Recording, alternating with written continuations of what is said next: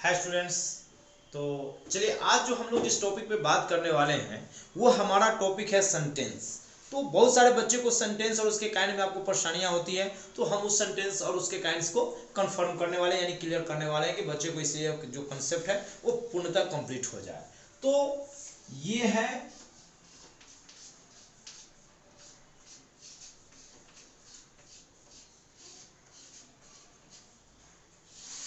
ये सेंटेंस, ठीक है।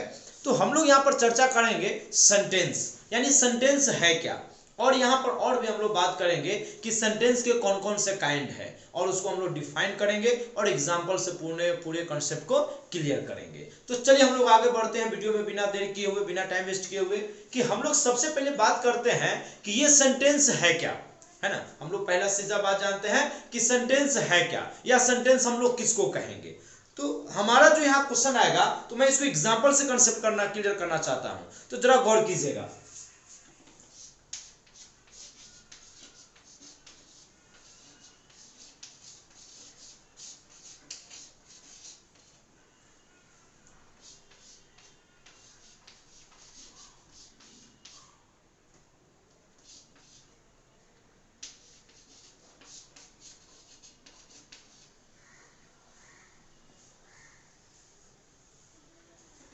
देखिए मैंने दो सेंटेंस यहां लिखा है।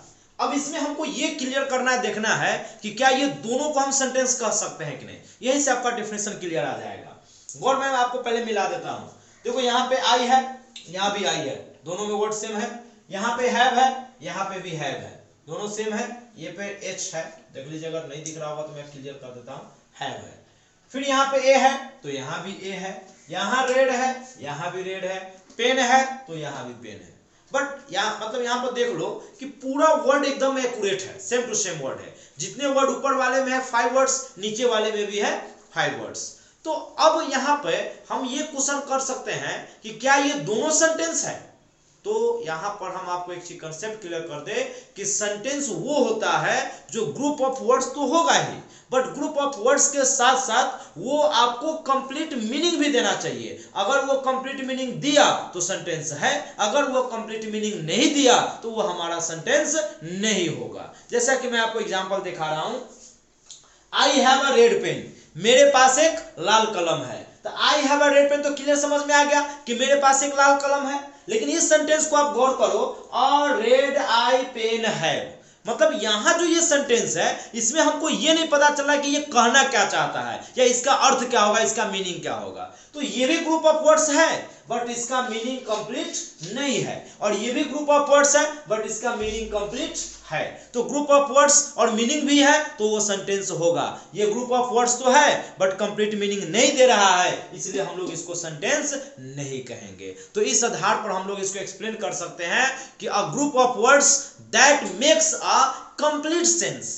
अगर आप ऑनलाइन देख रहे हैं तो आप इसको क्या करेंगे, वीडियो को पॉज करके आप डेफिनेशन आप कॉपी में नोट कर सकते हैं। तो मैं आपको एक बार फिर से रिपीट करता हूं, a group of words that makes a complete sense is called sentence. एक बार फिर से रिपीट करता हूं, a group of words that makes a complete sense is called sentence. इसका मतलब यह हुआ कि शब्दों के वैसे समूह जिसका सार्थक या कंप्लीट या पूर्ण अर्थ निकलता है तो वो हमारा सेंटेंस होगा।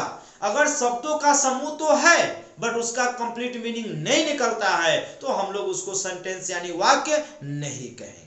एक बार फिर से सुनिएगा कि a group of words that makes a complete sense is called sentence, यानी शब्दों के वैसे समूह जिसका सार्थक अर्थ निकलता है वाक्य कहलाएगा, सार्थक अर्थ नहीं निकलेगा वाक्य नहीं कहलाएगा। तो हमारा यहाँ पर क्या है, ये दोनों सेंटेंस में ये सेंटेंस है और ये हमारा सेंटेंस नहीं है। ऐसे बहुत सारे एग्जांपल आप देख सकते हो। तो वहां पर क्लियर हमको ये डेफिनेशन याद रखना है कि ग्रुप ऑफ वर्ड्स होगा तो सेंटेंस होगा, ग्रुप ऑफ वर्ड्स है लेकिन उसका मीनिंग अगर नहीं है कंप्लीट तो सेंटेंस नहीं होगा। अब ग्रुप ऑफ वर्ड्स है और उसका मीनिंग भी कंप्लीट है तब वो हमारा सेंटेंस कहलाएगा। अब हम आपको बताते हैं कि सेंटेंस के काइंड कितने हैं। तो यहां पर हम लोग यहाँ पर स्टार देके लिख सकते हैं, देयर आर, गौर कीजिएगा, there are 6 kinds of sentence there are 6 kinds of sentence. जो जितने भी सेंटेंस है ना उसका 6 प्रकार होता है। जो सबसे पहला होता है उसको बोलते हैं असर्टिव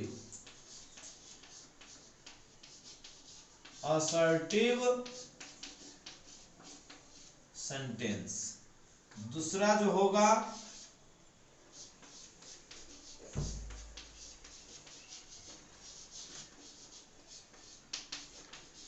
इंट्रोगेटिव सेंटेंस। तीसरा जो होगा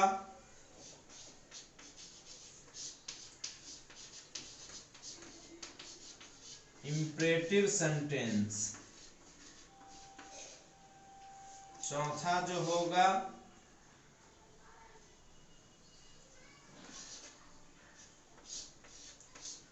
ऑप्टेटिव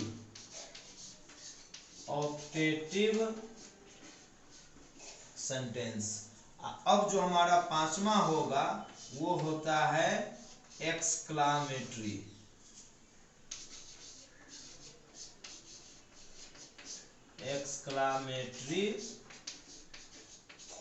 सेंटेंस।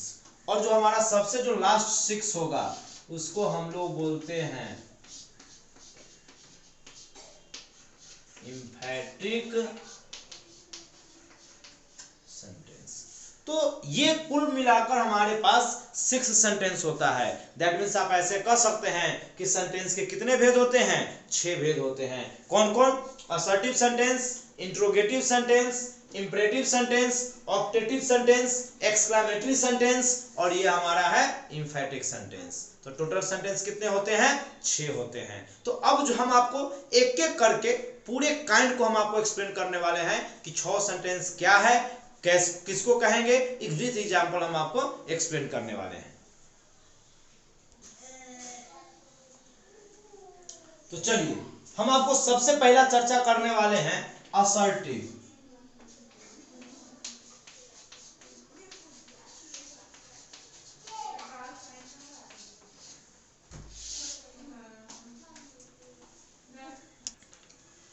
Assertive sentence. तो असर्टिव सेंटेंस का मतलब क्या होता है? ये किसी भी काम को करने का तरीका या ढंग बताएगा। दैट मीन्स वो एजर्ट करेगा, यानी कि वो ढंग या विधि बताएगा। जैसे मैं आपको बताता हूं, मैं आपको यहां पर बोलूं आई प्ले, क्या बोलेंगे? I play. तो खेलने का ढंग बताएगा कि मैं खेलता हूं, या इसी को कह सकता है आई डू नॉट प्ले, ऐसे भी कह सकता है आई डू नॉट प्ले। तो दो ढंग का ढंग हुआ, एक ये बता रहा है कि मैं खेलता हूं, एक ये कह रहा है कि मैं नहीं खेलता हूं। तो इसको हम लोग मॉडर्न काइंड में इसको हम लोग स्टेटमेंट भी बोलते हैं। तो असर्टिव का मतलब क्या होता है कि वो ढंग बताएगा, या तो जा रहा है या नहीं जा रहा है, या तो खा रहा है या नहीं खा रहा है, या पढ़ रहा है या नहीं पढ़ रहा है, या पढ़ा रहे हैं या नहीं पढ़ा रहे। तो कोई भी काम के करने का तरीका या ढंग बताएगा, उस सेंटेंस को हम लोग क्या बोलेंगे? असर्टिव सेंटेंस बोलेंगे। तो आप यहां पर देखो, असर्टिव सेंटेंस में मैंने दो ढंग का एग्जांपल दिया हूं। आई प्ले, मैं खेलता हूं, आई डू नॉट प्ले, मैं नहीं खेलता हूं। यानी यहां पर दो ढंग का सेंटेंस है, एक जो स्टेटमेंट को एक्सेप्ट कर रहा है और एक जो स्टेटमेंट को डिनाई कर रहा है, यानी डिले कर रहा है। तो जो स्टेटमेंट को एक्सेप्ट करेगा वो कहलाएगा अफर्मेटिव सेंटेंस, उसको हम लोग क्या बोलेंगे? Affirmative sentence. गौर कीजिएगा, अफर्मेटिव सेंटेंस ये हो जाएगा अफर्मेटिव। और जो किसी भी स्टेटमेंट को डिले करेगा, डिनाई करेगा, यानी नकारेगा, उसको हम लोग बोलते हैं क्या चीज? Negative sentence. क्या बोलेंगे? Negative sentence. गौर कर लीजिएगा, एक बार में कंसेप्ट क्लियर हो जाएगा।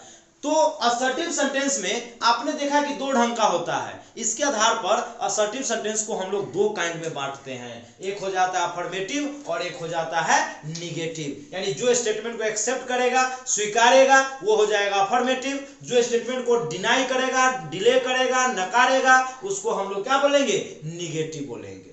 अब हमारा जो सेकेंड है वो सेकेंड है इंट्रोगेटिव। गौर कीजिएगा, क्या है? Interrogative sentence. इंट्रोगेटिव सेंटेंस ये है हमारा सेकेंड वाला। इंट्रोगेटिव सेंटेंस में क्या कहता है कि कोई भी सेंटेंस जो हमसे क्वेश्चन करेगा, a sentence that is used to ask a question, a sentence that is used to ask a question, यानी जो सेंटेंस प्रश्न पूछने के लिए प्रयोग किया जाता है वैसे सेंटेंस को हम लोग क्या बोलते हैं, इंट्रोगेटिव सेंटेंस बोलते हैं, जिसको हिंदी में बोलते हैं प्रश्नात्मक वाक्य। यानी जो सेंटेंस हमसे प्रश्न पूछने के लिए प्रयोग होगा वो हमारा क्या हो जाएगा, इंट्रोगेटिव सेंटेंस होगा। तो मैं इंट्रोगेटिव सेंटेंस में अगर देखूं तो आप यहां पर जरा गौर कीजिएगा, यहां पर हो जाएगा आर यू रेडी। जैसे मैं आपसे कोई कहेगा आर यू रेडी, तो ऑफ कोर्स अगर रेडी होइएगा तो यस, नहीं होइएगा तो नो। अगर इसी में आप कहिएगा नो तो वो क्वेश्चन करता है why are you not, why are you not ready, कहता है आप क्यों नहीं रेडी है, आप क्यों नहीं तैयार है। तो यहां पर दो ढंग का क्वेश्चन हुआ, दोनों क्वेश्चन कर रहा है, आर यू रेडी, क्या आप तैयार हैं, वाई आर यू रेडी, आप क्यों तैयार है, या why are you not ready, आप क्यों नहीं तैयार है। तो हमारा क्वेश्चन जो होता है वो दो ढंग से है। अगर हमसे कोई कहेगा आर यू रेडी, क्या तुम तैयार हो, तो जवाब देंगे यस, तो इसको हम लोग बोलेंगे यस नो क्वेश्चन या एनामोलस क्वेश्चन। एक कह रहा है why are you not ready, आप क्यों नहीं तैयार हो, तो बिकॉज आई एम बिजी, कह सकते हैं हम बिजी है, व्यस्त है, तो आपको कोई ना कोई वहां पर क्या बताना होगा, रीजन बताना होगा। तो इस आधार पर आप कह सकते हो कि इंट्रोगेटिव सेंटेंस दो प्रकार का होता है, एक यस नो क्वेश्चन जिसको एनामोलस क्वेश्चन भी कहते हैं, और दूसरा हो जाएगा व्हाट हैपेंड क्वेश्चन जिसको हम लोग क्या बोलते हैं, कारण बताओ। यानी इस क्वेश्चन का अगर उत्तर आप देने जाइएगा तो यस नो में नहीं दे सकते हैं, इसका उत्तर देने के लिए आपको कारण बताना होगा। अगर आप कारण बताते हैं तब वो हमारा क्या हो जाएगा, व्हाट हैपेंड क्वेश्चन हो जाएगा। तो इस आधार पर हम लोग ये सेंटेंस को एक्सप्लेन कर सकते हैं। तो चलिए हम आपको नेक्स्ट थर्ड नंबर का हम लोग चर्चा करते हैं। तो चलिए हम लोग थर्ड नंबर में चर्चा करते हैं इंपरेटिव। हम लोग जो तीसरा चर्चा करने वाले हैं वो हमारा है इंपेरेटिव, इंपेरेटिव सेंटेंस। गौर कीजिएगा, इंपेरेटिव सेंटेंस जिसको हम लोग कहते हैं आज्ञा या आदेशात्मक वाक्य। यहां पर ऐसे सेंटेंस होगा जो हमको या तो ऑर्डर देगा, या हमसे रिक्वेस्ट करेगा, या हमको सलाह देगा यानी एडवाइस देगा, या सुझाव सजेशन देगा। यानी a sentence that is used to express order, command, request, suggestion and advice is called imperative sentence. यानी कोई भी सेंटेंस जिससे ऑर्डर का, रिक्वेस्ट का, कमांड का, सजेशन का, एडवाइस का अगर इसका बोध कराएगा तो वैसे सेंटेंस को हम लोग क्या बोलेंगे, इंपेरेटिव सेंटेंस बोलेंगे। क्या बोलेंगे, इंपेरेटिव सेंटेंस बोलेंगे। जैसा कि हम आपको एग्जांपल दे रहे हैं, जैसे किसी को हम कहते हैं गो देयर, गो देयर, वहां जाओ, मैंने वो ऑर्डर दिया, तो ये हो जाएगा हमारा कौन चीज, इंपेरेटिव सेंटेंस होगा। रिक्वेस्ट करेंगे please help me, please help me, है ना, तो ये हमारा क्या हो जाएगा, इंपेरेटिव सेंटेंस होगा। या इसमें हम और भी कह सकते हैं don't follow me, don't follow me मतलब मेरा पीछा मत करो। यहां भी एक प्रकार का हम उसको ऑर्डर ही दे रहे हैं। या आपको मैं सजेशन दूं, जैसे कहेंगे consult the doctor, consult the doctor. मान लो किसी व्यक्ति का तबीयत ठीक नहीं है और आप उसको सुझाव देते हैं कि भाई डॉक्टर से जाकर मिलो। तो जो सेंटेंस शिक्षा, सुझाव, सलाह, एडवाइस, ऑर्डर, कमांड देगा उस सेंटेंस को हम लोग क्या बोलेंगे, इंपेरेटिव सेंटेंस बोलेंगे। अब जो हमारा फोर्थ है वो फोर्थ है ऑप्टेटिव, ऑप्टेटिव सेंटेंस। देख लीजिए ऑप्टेटिव सेंटेंस, ये जो हमारा ऑप्टेटिव सेंटेंस है, ऑप्टेटिव सेंटेंस क्या करता है, ये किसी भी किसी भी सेंटेंस के द्वारा इच्छा को प्रकट करता है। क्या करेगा, इच्छा को प्रकट करेगा। जैसे कोई साधु संत कहता है भगवान तुम्हारा भला करे, भगवान तुमको बहुत पैसा दे, भगवान करे तुम नर्क में जाओ, तो ये जो सेंटेंस बोलता है क्या उसके कहने से ऐसा हो जाता है, बिल्कुल नहीं होता है। क्या होता है, तो वो अपनी इच्छा को प्रकट कर रहा है, वो उसके अंदर में जो फीलिंग आ रहा है, जो वो फील कर रहा है आपके लिए दुआ या बदुआ, तो उसी को वो क्या करता है, फील का व्यक्त करता है, तो वैसे सेंटेंस को हम लोग क्या बोलेंगे? Optative sentence. यानी a sentence that is used to express a wish is called optative sentence. यानी जिस सेंटेंस का प्रयोग इच्छा प्रकट करने के लिए किया जाएगा उस सेंटेंस को हम लोग क्या बोलेंगे? ऑप्टेटिव सेंटेंस बोलेंगे। जैसे देख लीजिएगा, हम आपको कह सकते हैं may God bless you, may God bless you. क्या हुआ? भगवान आपकी भला करे। या आप ऐसे भी कह सकते हैं मे गॉड हेल्प यू, मतलब क्या हुआ? भगवान आपकी मदद करे। या किसी को श्राप ही देते हैं तो वहां पर बोलते हैं गो टू हेल, जहन्नुम में जाओ, भार में जाओ, नर्क में जाओ। इसको हम लोग अंग्रेजी में क्या बोलते हैं? Go to hell. तो इस सेंटेंस को भी हम लोग क्या बोलेंगे? इंपरेटिव, क्योंकि उसके कहने से कोई जहन्नुम या नर्क में नहीं चला जाएगा। वो केवल क्या करता है? अपनी इच्छा को प्रकट करता है, और इच्छा को प्रकट करने वाले सेंटेंस को हमने क्या बोला? ऑप्टेटिव सेंटेंस बोलते हैं। तो हमने आपको कर दिया। अब चलिए हम लोग नेक्स्ट चर्चा करते हैं एक्सक्लामेटरी और इम्फेटिक पर।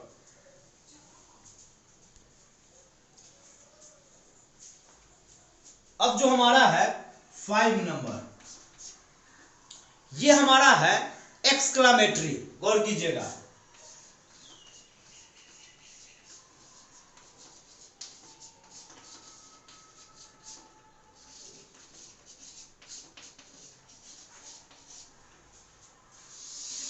ये एक्सक्लामेटरी सेंटेंस क्या बोलते हैं इसको? Exclamatory sentence. यानी यहां ऐसा सेंटेंस होता है जो क्या करेगा? आश्चर्य करेगा, सरप्राइज करेगा। कोई भी चीज के बारे में ये बताएगा, मतलब ऐसे आप समझो ना कि अचानक या एकाएक, some sudden outburst of feeling, आप ऐसे कह सकते हो कि a sentence that is used to express some sudden outburst of feeling is called exclamatory sentence. यानी अगर किसी भी सेंटेंस का प्रयोग अचानक या एकाएक, हमें अचानक या एकाएक हुए अनुभवों को व्यक्त करने के लिए जो सेंटेंस का प्रयोग करते हैं उसी सेंटेंस को हम लोग क्या बोलते हैं? एक्सक्लामेटरी सेंटेंस बोलते हैं।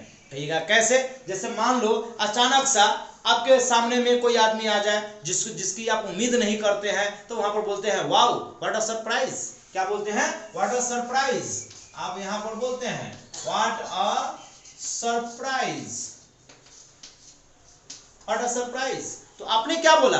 अचानक या एकाएक हुए अनुभव को आपने व्यक्त किया, यार क्या सरप्राइज है। आप इसी में बोलते हैं और कोई ज्यादा सुंदर बच्चा है तो आप वहां पर क्या बोलते हैं? What a baby. आप क्या बोलते हैं? व्हाट अ बेबी, क्या बच्चा है। यानी आप उसकी सुंदरता से आप इतना मोहित हो जाते हैं, इतना उससे आप इंप्रेस हो जाते हैं कि आपके मुंह से निकलता है व्हाट अ बेबी, क्या प्यारा बच्चा है।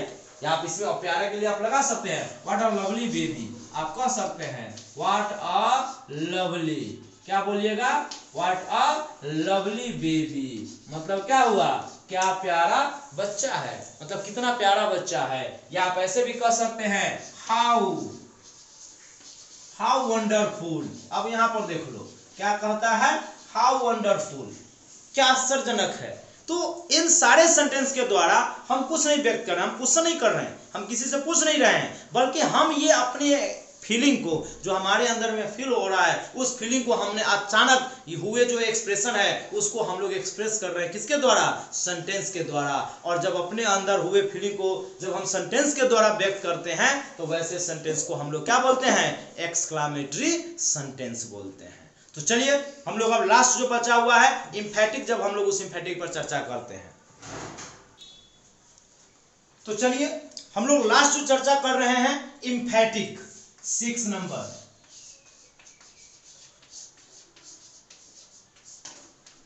Emphatic sentence, emphatic sentence. Emphatic sentence क्या करता है? ये किसी भी काम पर जोर देता है, दबाव देता है, कुछ और नहीं करेगा। ये क्या करेगा? जोर या दबाव डालेगा। जैसे मैं आपको बोलता हूं आई प्ले क्रिकेट, गौर कीजिएगा, आई प्ले क्रिकेट। देखिए इसका मतलब यह हुआ कि मैं क्रिकेट खेलता हूं। अब यहां पर क्या करेगा? डू लगा दिया, आई डू प्ले क्रिकेट। इसका मतलब अभी तक था मैं क्रिकेट खेलता हूं, अब यह हो गया मैं क्रिकेट खेलता ही तो हूं। यानी उस काम पर क्या कर रहा है? जोर दे रहा है, दबाव दे रहा है कि यार खेल ही तो रहे हैं। जैसे कहता है वह खाता है, उसको हम लोग अंग्रेजी में कहेंगे ही ईट्स। अब इसी में अगर हम डज लगा देंगे, ही डज ईट्स, मतलब वह खाता ही तो है। जैसे हम कहेंगे कम हेयर या कम टुमारो, हम किसी को बोले भाई कल आकर मिलो, कम टुमारो। अब वहां पर हम क्या करेंगे, डू लगा दिए, डू कम टुमारो, यानी कल ही मिलो, आज नहीं या परसों नहीं, कल ही मिलो, यानी कल के अलावा आपको मिलना नहीं है। तो जिस सेंटेंस के द्वारा जोड़ या दबाव डाला जाएगा उस सेंटेंस को हम लोग क्या बोलते हैं, इंफैटिक सेंटेंस बोलते हैं। तो जैसे आपको कल के डेट में कहा था, जैसे मैं आपको बोलूंगा डिड ही नहीं, ही रहने दीजिए, ही ईट अ मैंगो। अब मैं कल की बात कर रहा हूं, तो अब मैं यहां पर लगा दूंगा did, he did eat a mango, वह आम ही खाया था। इसका देखो, ही एट अ मैंगो, वह आम खाया था, he did eat a mango, वह आम ही खाया था, यानी वहां पर क्या कर रहा है, जोड़ या दबाव दे रहा है, किसके द्वारा, डिड के द्वारा, यहां पर डू के द्वारा, डस के द्वारा, डू के द्वारा। तो जब वाक्य पर, कथन पर अगर जोर दिया जाएगा, दबाव दिया जाएगा, तो ऐसे सेंटेंस को हम लोग क्या बोलते हैं, इंफैटिक सेंटेंस बोलते हैं। तो आशा करते हैं कि आपको ये कंसेप्ट आपका क्लियर हो गया होगा, और बने रहिए अपने कुन सर के साथ। और अभी तक अगर आप चैनल को सब्सक्राइब नहीं किए हैं तो चैनल को लाइक कीजिए, सब्सक्राइब कीजिए और दोस्तों के साथ शेयर कीजिए और बने रहिए। मैं आपको फिर नेक्स्ट वीडियो अभी आपको दूंगा, जिसमें आपको रहेगा कि सेंटेंस का मॉडर्न काइंड क्या है, और मॉडर्न में जो 4 काइंड है, 4 काइंड्स है, उस 4 काइंड्स को मैं भी एक्सप्लेन करके वहां पर आपको उपलब्ध करवाता हूं। तो बने रहिए और चैनल को सब्सक्राइब जरूर कीजिए, ताकि जो ही मैं वीडियो डालूं उसका नोटिफिकेशन सबसे पहले आपको मिले। तब तक के लिए गुड नाइट।